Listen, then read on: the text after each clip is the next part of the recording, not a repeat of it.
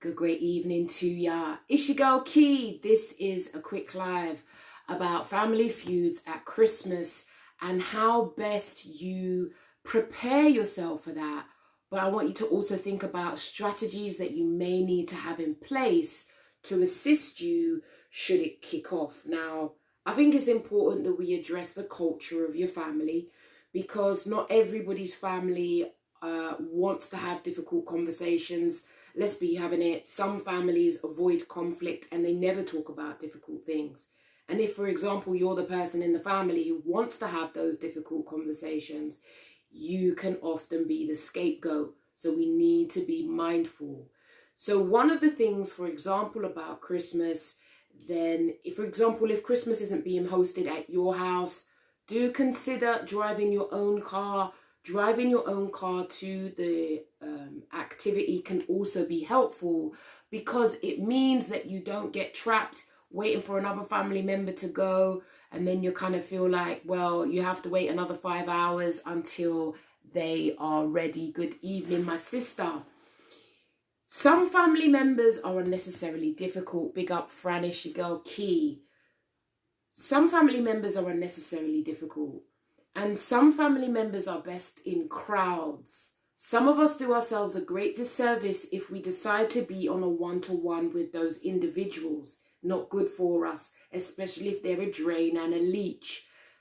Try your best, if there is an unnecessarily difficult family member, to be around others around them. It's just one way to protect yourself in that space with them. But also I would encourage you, if family Christmases bring up lots of issues, think about what you may need to do to be protecting yourself. Because, you know, one of the strategies I learned over the years was to drive my own car. I worked out car sharing was not helpful to me. It was not helpful to me because then your girl Key felt trapped. I had to wait until everybody else was ready to go. And there I was feeling like that's the last time I don't drive my car. In addition, if you have a family member who wants you to pick them up and they're forever late and they mess up your schedule, you know what you tell them, innit? Like your friend who you go raving with, who is ever late, tell them you'll meet them there, yeah? Sometimes we have to manage people. Good evening, Mon, how you doing? We're talking about family feuds, negative energy, bad vibes at Christmas. And I'm encouraging you guys to think about how best you manage it. One of the things I've spoken about so far is the importance of driving our own car. Additionally, if you're someone who perpetually volunteers to do Christmas, why don't you have a break one year? I know it's a little bit late in the game now, but do also think about, you know what, why is it always me? You don't always need to volunteer. Some family members are just unnecessarily difficult people. Try to manage them in a crowd. Some people behave themselves in a crowd. I learnt that one.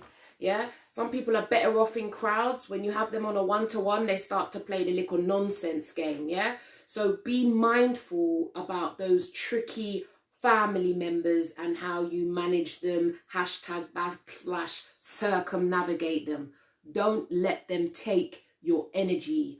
I'm also encouraging you to think about what self-protection do you need to put in place. Now, listen, if you're vegan and you only eat leaves from the upper highlands of Scotland, bring your own special foods, yeah? Because you can make it, you know, you can make life a little bit tricky and difficult for yourself, or people might think that you're being unnecessarily difficult. If you've got your little special favourites, then it can be helpful to you to bring your own little dish. Big up to all my vegans. I know it's on trend nowadays, but listen, a heap of us grew up drinking cow's milk. All of a sudden, nobody don't want to drink cow's milk because they watch too little documentary on YouTube, Netflix. Anyway, it is what it is. If you want your coconut almond / pear milk, bring it yourself and protect yourself from any little bits of ridicule or poking fun at that your family members may do. Remember, if you're one of the people who have the audacity to believe that you're enlightened, spend a weekend with your family and they'll surely bring you back down to earth. Our family members know exactly what buttons to press and how to press them. Get woke, my people. Get woke. Think about take time out to consider what you need to do to protect yourself. In addition, do consider, with so much time we spend on devices, I remember one year being at a family member's house and we spent about an hour searching Netflix for a film. And I remember sitting there thinking, we could have literally watched a film in the time we spent looking for a film.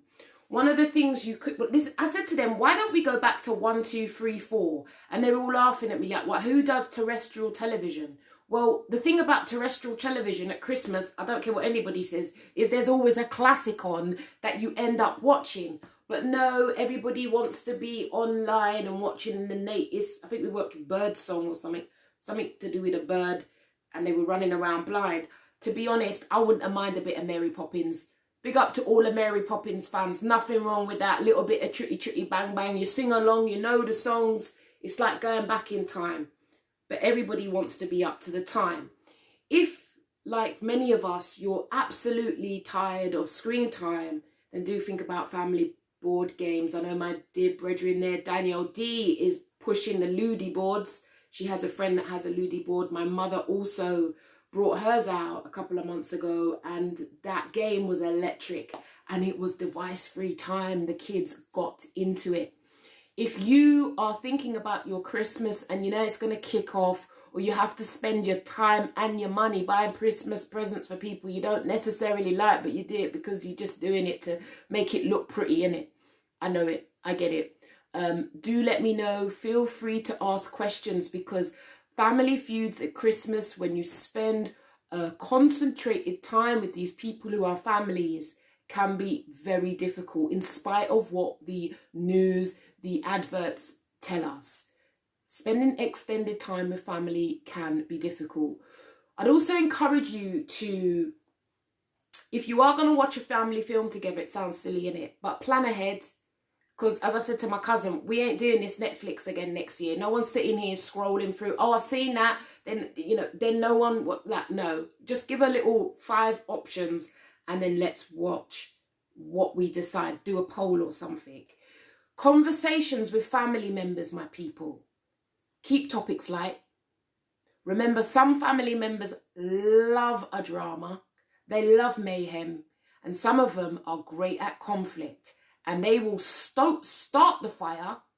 And then when it goes whoosh, they're acting like they don't know what the hell happened. Yeah? Be careful of those people. Good evening, Anadiva. Good to hear from you. If you've got any family feuds or concerns that are coming up about Christmas, let your girl Key know, because the struggle is real. Remember, family is all a DNA thing. We didn't choose them. They're the people we ended up with, and we love them. But if they had to be our friends, they wouldn't necessarily be the friends we choose. Am I lying? Am I lying? Give your girl Key a heart and a like. And I love all my family members, just in case any are watching. So like I said, you know, watch out for those conversations. Learn to keep it light. But also notice if it starts to get heavy.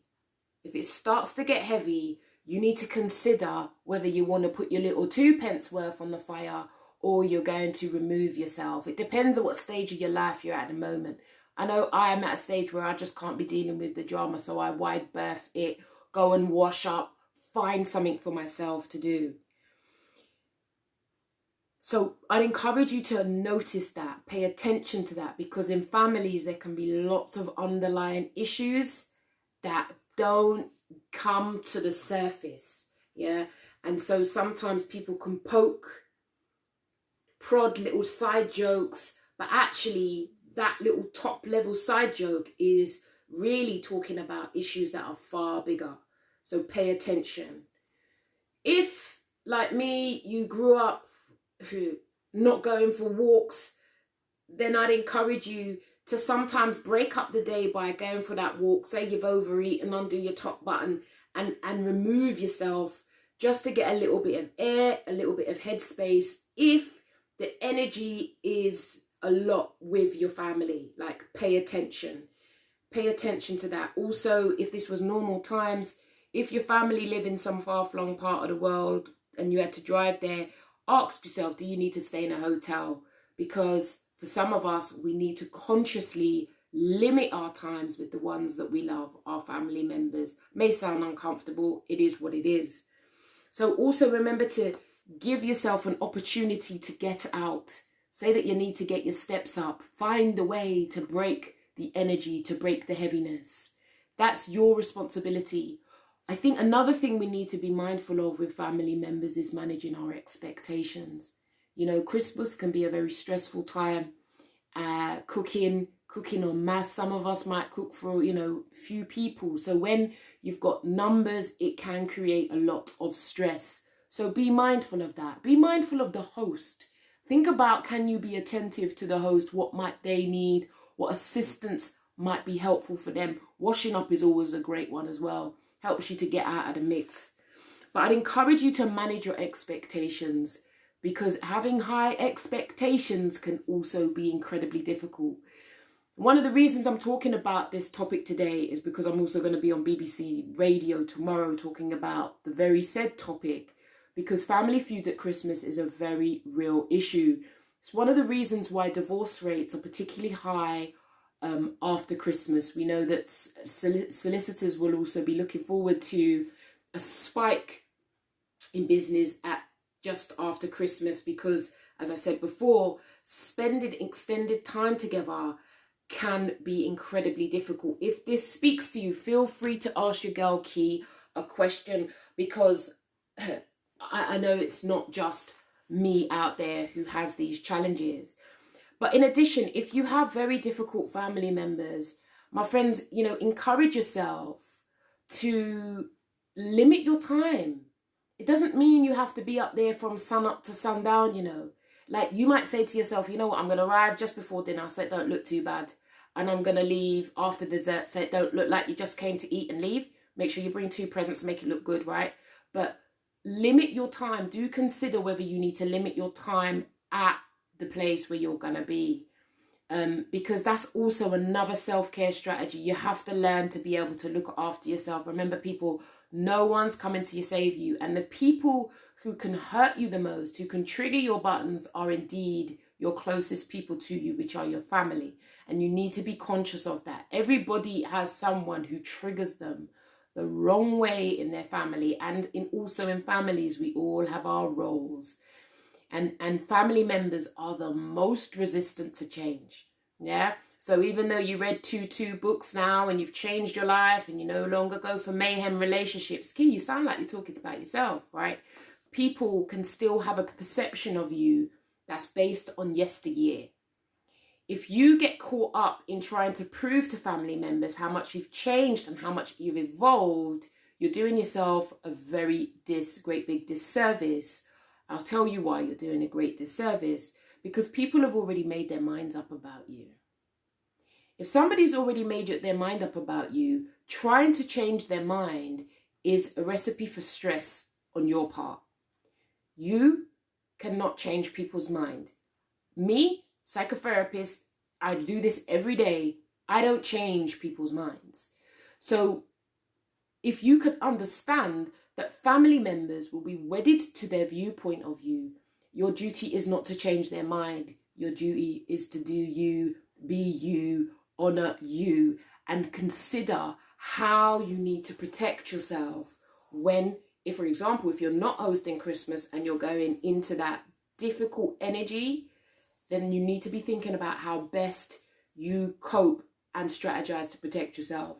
One of the things I did a few years ago, and it's come kind of like a family thing now, is I bought puzzles, because I just felt like, you know what, I don't want to sit there watching television. I don't do great with television anyway. I feel like they're trying to manipulate my mind. So definitely, like, buying puzzles is also something that, well, I like those things anyway. So here we go. We got a question here. Fran says, what time will you be on the BBC? I think it's BBC Leeds. I'm on. So I think it's at 4:15. I don't know how. Yeah, it's BBC Leeds. So, but I can inbox that to you. Fran Monford said, is there anything wrong with just not going? I guess the question is, and this is really, Christmas can really be a time about people pleasing. I need to write that down because that's another topic for tomorrow. it can really evoke a need to people please, where you kind of feel compelled to do things even though a part of you may not want to. I think if there is absolutely nothing wrong with not going, I think it depends on your family dynamics, how they would respond to that. I think there's absolutely nothing wrong with that at all. It just depends on your family dynamics. It's something you need to think about, but also whether, I always encourage people to think about when we make decisions that are about our own well-being, to think about if people have power over you. Because if people have power over you and you're not doing what they want you to do, then they can use their power to squash you or make your life difficult. I'm a massive fan of discernment, that sometimes you have to kiss the ass before you kick it. Now, that may not sit well with everybody, but as a strategist, I often regard myself as a strategist. I can be very strategic about the choices that I make in a very profound way that ensures I get my end goal. It can also mean that sometimes you have to make choices that you may not necessarily like, but in the long run, it absolutely serves you. And I think that's wise, and I think that's discernment. And I also respect if people don't want to play that game and they're like, you know what? I ain't playing that game. It's too much. It's draining. It costs me a ton of money. And these people really ain't worth my time. I wholeheartedly respect that, because these dynamics are far from easy. But the true reality is, whether you stay at home and you do it simple, or you feel that you have to attend these family events, do consider what you need to be doing to look after yourself. If car sharing with a miserable mum is a problem for you, and they're late, or they want to leave early, and you're just about to crack open a brandy, or you want to sleep over and you're just going to chill and see how the day evolves, yet you now feel burdened because someone's looking in your face like, I'm ready to go, then think about, actually, is it wise to make those choices to car share? Sometimes we need to do things on our own, and other people need to make their plans so they can sort themselves out when they're ready. Fran says, I'm reading The Art of War. It's all about calculations. Absolutely. Art of War. Narcissists love The Art of War. This is another one. I think this is one of his books, 48 Laws of Power. This is the book that I often share with my clients who end up in relationships with narcissists, and they're really baffled about what the hell they've gotten themselves into. Another great book he writes is also about the art of seduction. If you keep falling for bozos or people that end up using you, do end up looking at 48 Laws of Power, but also do consider reading The Art of Seduction. Another great one designed to help you to think about what the hell you've gotten into. Because the reality is of life, you know what I believe I'm here to do is just to help people to make sense of the nonsense. All of us get ourselves into sticky, tricky situations that we can't quite fathom. Like, how the hell did I get into this? We may feel shamed. We may feel humiliated. We may not want to tell friends. We may try to hide it. And that's normal, right? Because we fear judgment. Judgment is not good for the human spirit. So we may go silent, we may go mute. One of what I believe my ambition is to help people to make sense out of their calamities, out of their difficult experience, so they get the, oh, that's why I do it. They get that aha moment. They get what they've done and they begin to make sense to themselves. Often we don't make sense to ourselves, and this is exactly one of the reasons why what I believe we have a mental health epidemic, so-called mental health epidemic on our hands. I don't believe the true reason is mental health issues. I believe the true reason is that people are inauthentic and they don't know who they are. And when you don't know who you are and you don't know your worth and your value, it's only natural, Simple Simon stuff, that you'll become sad and depressed. Franz says, I think it might be a translation from a Chinese book. Well, I hope that book serves you well, but 48 Laws of Power is a very good book, and it was very helpful for me when I was working in prison and I had to learn to play the game. Yeah, if you didn't learn to play the game, then you would kind of be very vulnerable. So it helped me to be very strategic rather than kind of just go in there with my big desire to help and make a difference. I had to be very careful about that. This is your girl Key. We're here. We're talking about family feuds. I've identified 10 potential coping strategies for you to consider. You have to learn how to best protect yourself. And some of that will be difficult for you. It will be difficult for family members to maybe take you seriously if they've never been used to you kind of putting your foot down. But it gives you an opportunity to change. But just as Montfort said, you also can totally opt out, and that is within your rights, and you can choose to do a microwave meal by yourself if it suits you, and it means that you don't have to go through that mayhem. Whatever works for you. If you have any questions, please do let me know, because I'm about to round up. It's very difficult times. It's very draining times, and I don't know what it is, but I do think tier 4 may have got to me. I've been fine the whole way through, but there's something really sad about, where we find ourselves and the impact it's having on us as a whole, as a country, but also how it impacts on everybody's lives individually. It's just very, very difficult. And it doesn't seem that there's an end in sight. So as I said yesterday on my Facebook Live, my encouragement to you is to live day to day. It's very difficult for us in the West. Try to keep your plans to a minimum so that they're not dashed and your hopes aren't up and come down with a tremendous low. We don't need that right now. It's about day by day.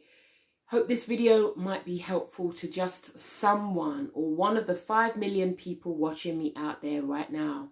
If you have any questions, if you're kind of baffled about your life and you can't make sense of situations, fret not, my people. You are far from alone. Most people are braving it, acting like they got their stuff together and they really ain't. Trust me, your girl Key knows. If you need any assistance, any help, there's many ways I help people. Feel free to inbox me or go to the Key for Change website and schedule a fact-finding call. I'm working over Christmas because it's a difficult time for many people. Anyhow, that's me. I'm out. Do take care of you, because if you don't, who will? And if you put these coping strategies in place, who knows? It may enable you to have a decent Christmas. Wishing you all the best. Take care. Your girl Key.